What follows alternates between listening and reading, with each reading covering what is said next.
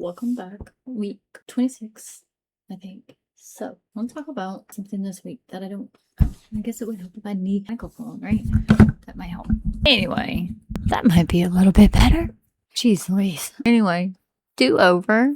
I'm not restarting the video. I'm just do-over. Microphone helps. So I want to talk about something this week that I don't think people really understand about grief. As you just see, grief does not hurt your heart. It changes the way you think. It changes the way that you look at people. It changes the way you make decisions. It changes what feels important. It also changes the way of what you have patience for.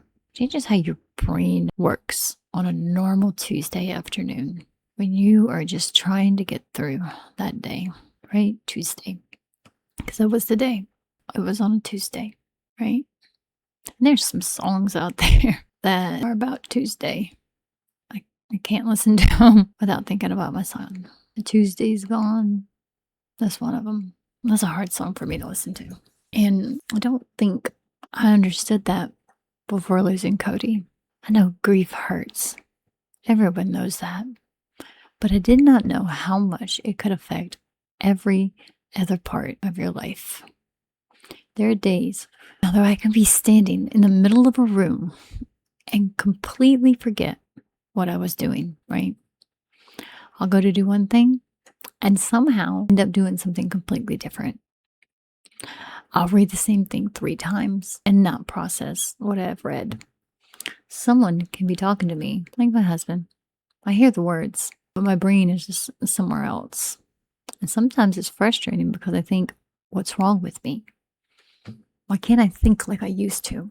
Why can't I focus? Why can't I just remember the simple things? Why does making one little decision feel like someone has handed me 100 decisions at once? But what I've started learning is that my mind is also carrying something this heavy. It doesn't have the same room, right, in there that it used to have.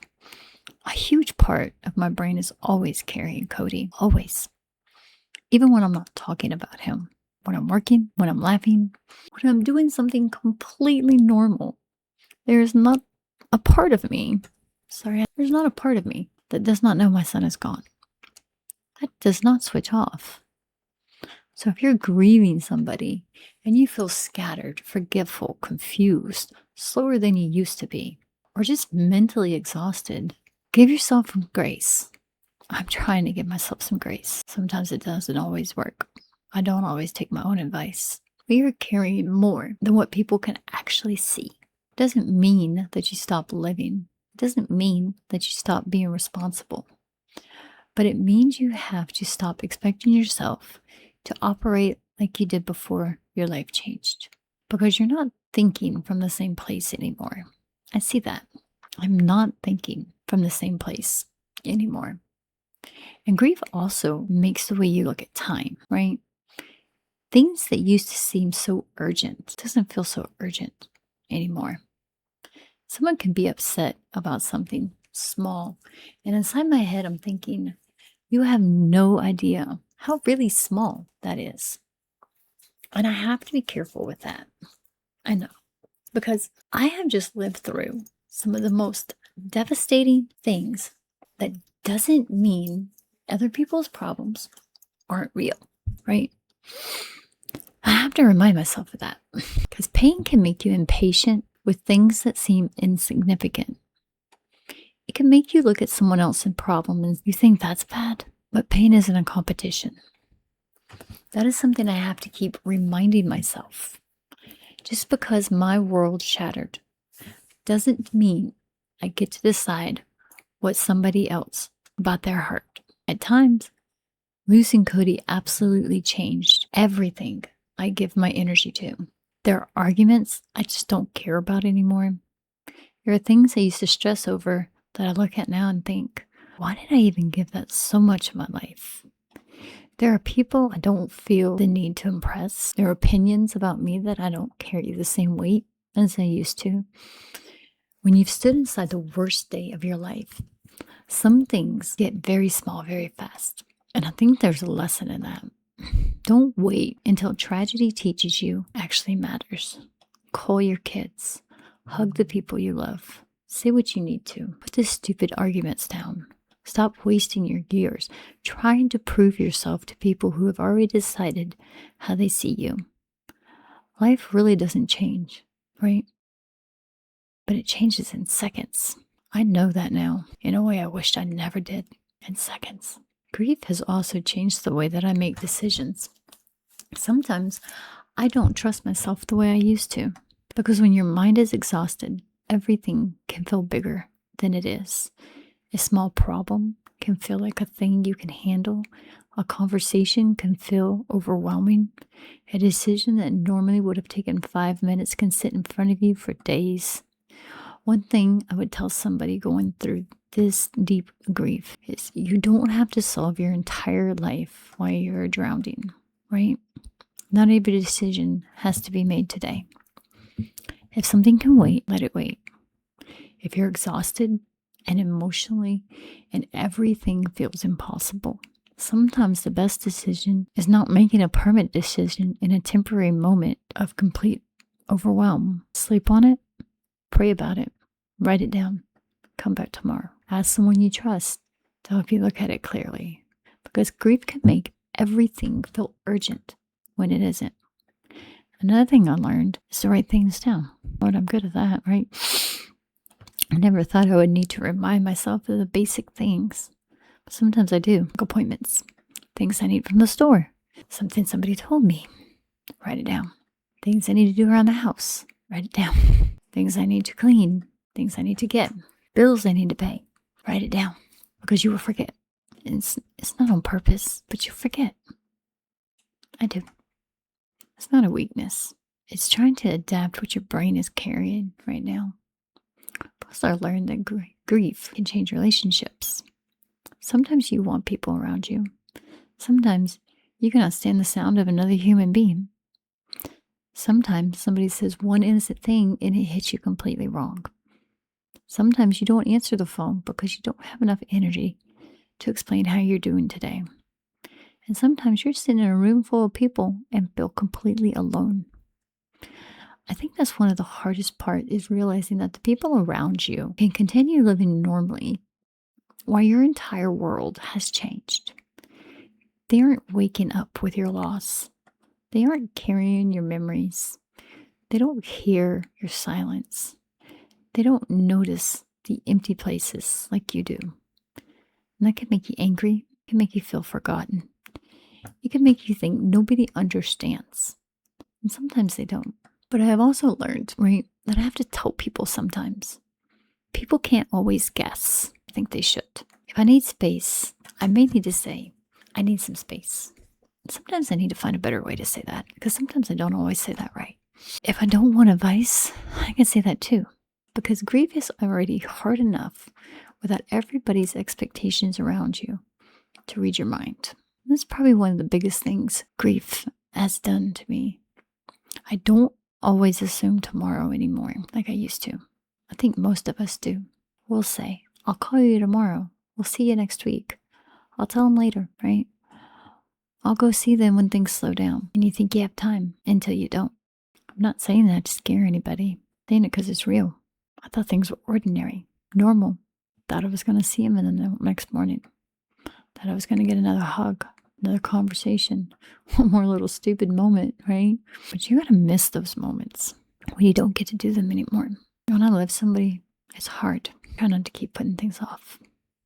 Because one thing I know after losing Cody has taught me is that ordinary moments are not ordinary when they're gone. And all through all of this, my faith has changed too. Not disappeared, but changed.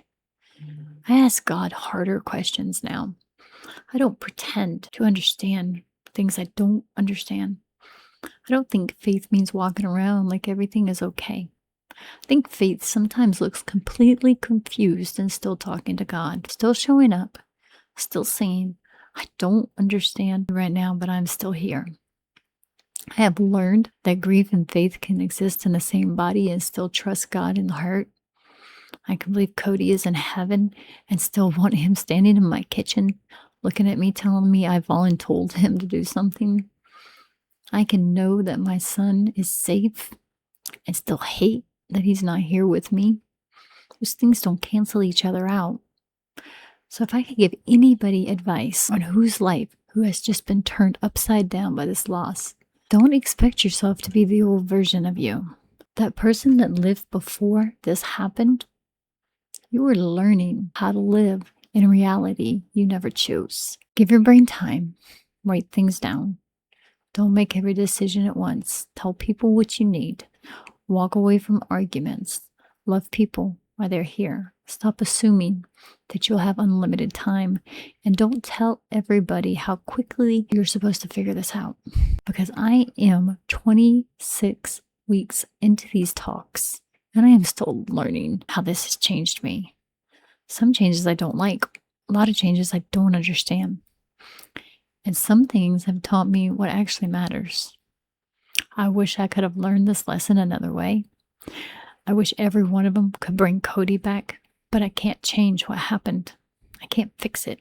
And right now, I think that's what I'm talking about, right? I can't fix it. I just can't fix any of it. And that's hard for me because I've always fixed things. Still trying to figure it out. Still trying, trusting God. That part didn't change. Still lost, still confused, still hurt. So wish, Lord God, my son was here, but he's not, and I can't fix it. But anyway, guys, I'm gonna get off of here. It's about late. Day kind of got away from me. But before I go, make sure you hit the comment, subscribe button, all that. It helps get the message around and everything. So make sure you do all that. I did create this. Let me show you this real quick because I have been working on this. Let me pull this up. Oops. I created this. Show it to you real quick. It is a website that I had made for my son and everything that I have been working on. So it's got, check it out. I'll put the link below. You can look on there. But it's got home. It's got my watch. So it's got all my YouTube videos. It has my music. It has the release of my book when it comes out. Even has, this is my favorite part, it has a tribute wall on here. And you can actually go on here and post your own comment as far as that goes. You hit post. I am going to approve the post though, because I don't want people going on there and posting some hateful stuff. So feel free and safe to post pictures of your kids. When you do hit post, it's pretty cool. You can upload pictures, videos, and little short videos, I think, on there, links or whatnot, and just post about your kids. Say your kid's name, right, on this tribute wall. I just got a couple of on here that I was testing it out the other day. But feel free, drop your kid's name in there, drop a picture in there, share a story and stuff. I do have out. I got some pictures of my baby right here. And then I have been creating a little bit of merch on here. So I had to price it kind of cheap because Lowe's didn't let me go. But this is just some of the things that I got going on, some shirts and different kind of stuff. And then there is down here at the bottom, there's a support page where it doesn't have to be money, right? If you choose to do money, that's fine, whatever. But I don't really care about that. But you can write your name and then send me a message, like a prayer or something like that. It's just all kind of stuff on here. If you go here, right? And then down here, it's got like about the book, prayer request. If you want a prayer request, you just click that. Tribute wall, Bible verse, about broken, stay connected. All right, so send me your email. That way you get updates about everything. But anyway, check it out. Tell me what you think. But anyway, guys, I'm about to bounce off of here because it is late. And my husband is probably wondering where I'm at. But thanks, guys, for tuning in. See you next time.